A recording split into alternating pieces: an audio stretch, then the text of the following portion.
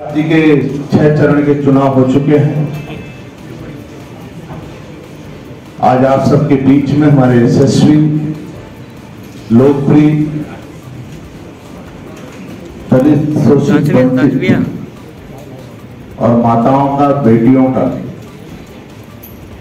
सुरक्षा का ध्यान, उनके शिक्षा का ध्यान, उनके शादियों से लेकर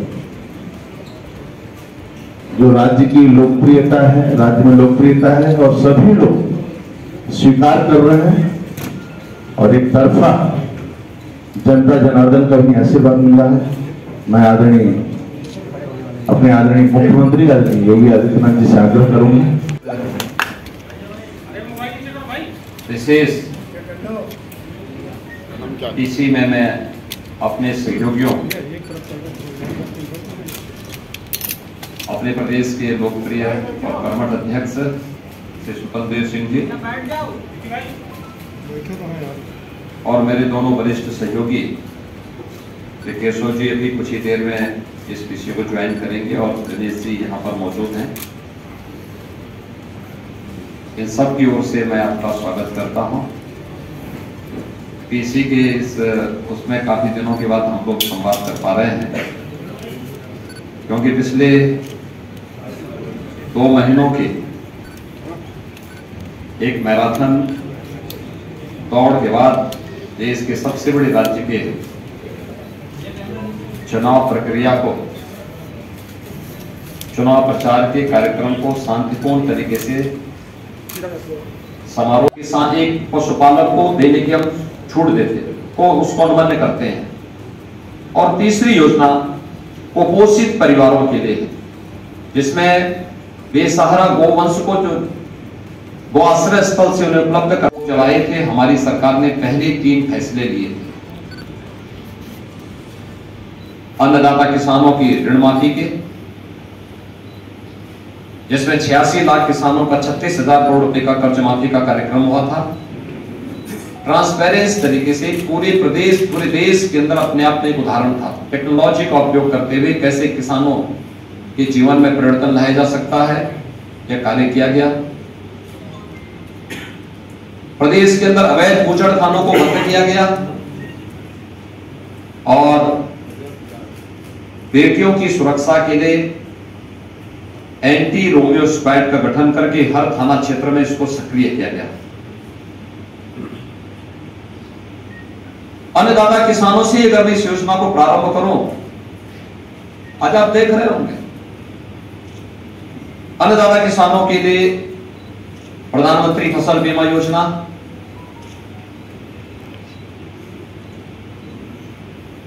एमएसपी की घोषणा 1967 में हुई, लेकिन वास्तविक रूप से अन्नदाता किसानों को उनकी उपज का 1.5 गुना दाम मिल जाए, यह प्रधानमंत्री मोदी जी ने 2017-18 में लागू करा। 17, 2014, 2012 या 2007 के विधानसभा चुनाव या 2009 के लोकसभा चुनाव से अगर आप करेंगे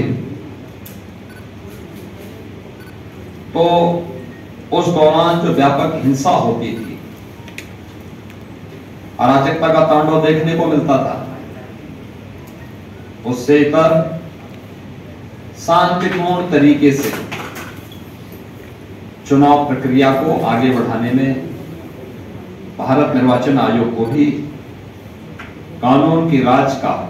ये लाभ प्राप्त हुआ, जिसके कारण 6 चरणों का चुनाव शांतिपूर्ण तरीके से संपन्न हुआ है और 7वें चरण का प्रचार का कार्य भी शांतिपूर्ण तरीके से संपन्न हो चुका है। परसों 7वें चरण का मतदान भी होगा। उत्तर प्रदेश जैसे राज्य में शांतिपूर्ण तरीके से चुनाव हो, यह अपने आप में कौतूहल और आश्चर्य का विषय हो सकता है बहुत सारे लोगों के लिए, लेकिन भारतीय जनता पार्टी की डबल इंजन सरकार ने इसे वास्तविक हकीकत में बदलने का काम भी किया है। 5 वर्ष की डबल इंजन सरकार की उपलब्धियों में से ये भी एक आता है। मित्रों, पूरे प्रचार के दौरान प्रदेश के अंदर सभी 75 जनपदों में हमें जाने का अवसर प्राप्त हुआ और पिछले 2 महीनों के दौरान मैं इस बात को कह सकता हूं कि Bharatiya Janata party double engine सरकार ने जो कहा सो करके दिखाया था और जनमानस में जो अपार विश्वास है, सबका साथ, सबका विकास, सबका विश्वास और सबके प्रयास का,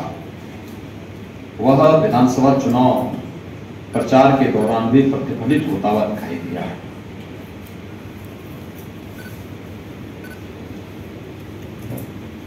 यह सच है कि 2014 से पहले प्रदेश की राजनीति को भी और देश की राजनीति को सब पर आपसे चर्चा की जाए, इसीलिए यह विशेष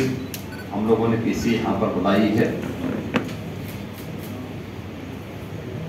उत्तर प्रदेश में 2017 में जो आदरणीय प्रधानमंत्री जी के मार्गदर्शन में भारतीय जनता पार्टी ने उस समय के राष्ट्रीय अध्यक्ष माननीय अमित शाह जी के नेतृत्व में जो लोक कल्याण संकल्प पत्र जारी किया था, उसमें प्रदेश को दंगा मुक्त, भय मुक्त और एक सुरक्षित प्रदेश बनाने की जो बात की थी, विगत 5 वर्षों के दौरान उस पर हुए प्रभावी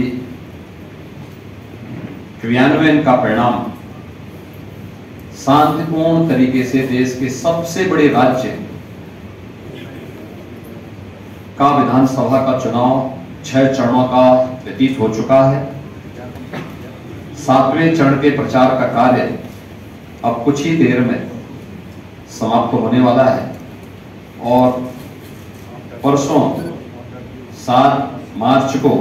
7वें चरण का मतदान भी होगा। क्षेत्र, भाषा और तमाम अन्य बातों के आधार पर विभाजित कर दिया था और इस उधेड़-बुन में मूल बिंदुओं पर ध्यान नहीं जा पाता था। पहली बार देखने को मिला है जब 2014 में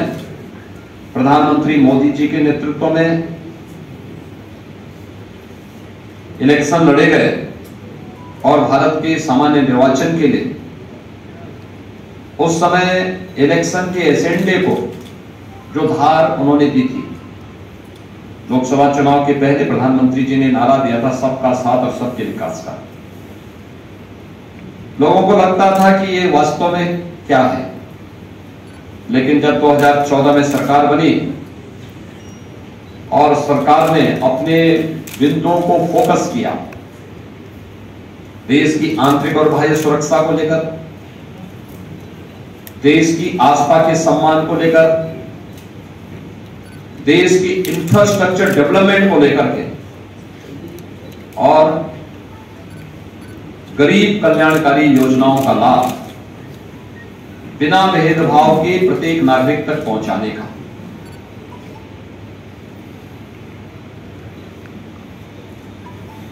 देश का एजेंडा बदला है मोदी जी ने,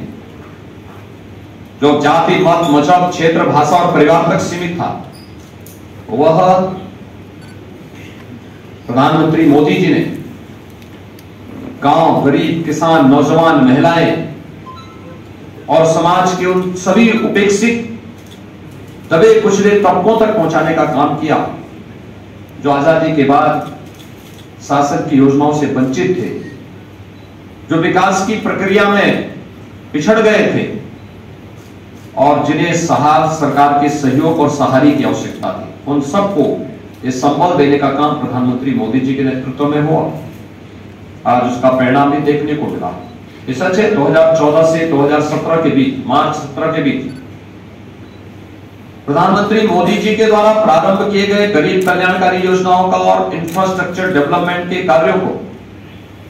प्रदेश की तत्कालीन समाजवादी पार्टी की सरकार लागू करने में विफल रही, पूरी तरह विफल रही। हर गौवंश का उस परिवार को दिया जाता है, ब्याही हुई गाय देते हैं उस परिवार को। 9 लाख गौवंश की सेवा और उनके संरक्षण का कार्य इस रूप में हो रहा है। लेकिन आने वाले समय में यह कार्यक्रम और भी तीव्र गति से आगे बढ़े, यह एक योजना है। और इसको लेकर के ऊर्जा के साथ उसे जोड़ना, ऊर्जा के साथ साथ